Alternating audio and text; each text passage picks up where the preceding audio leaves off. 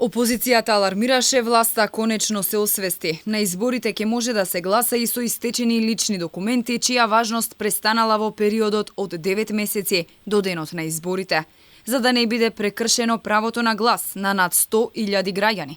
Пратениците конечно за нешто постигнаа консензус, што е вистинска реткост во законодавниот дом. Со 109 гласа за, собранието ги усвои измените во изборниот законник. Со предната одредба од овој предлог се уредува правото избирачите да може да гласаат со лична карта или патна исправа, чија што важност истекла во периодот од 9 месеци до денот на одржување на избори. Без денешните измени на изборниот законник, постоеше ризик да се прекрши основното човеково право, право на глас, на над 100.000 граѓани во нашата држава. Ова е последица на хаосот кој што зад себе го оставија Ковачевски и Спасовски, со што илјадници граѓани останаа без личните документи. Техничкиот министер Панче Тошковски веќе подолго време бараше од пратениците да ги изгласаат овие измени со цел да се намали опасноста.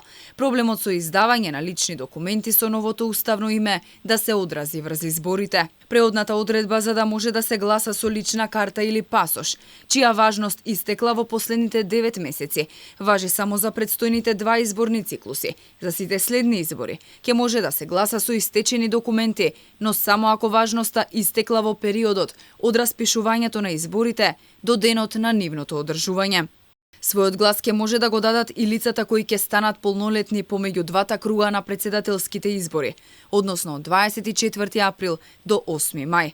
Тие дополнително ќе бидат внесени во избирачкиот список доколку имаат личен документ. Измените во изборниот законник беа усвоени заедно со пакетот измени кои се однесуваат на препораките на ОПСЕ и ОДИХР, постапката на приговор, наблюдувањето на изборите, регистрацијата на гласачи, изборната кампања и нејзиното финансирање и медиумското представување на учесниците.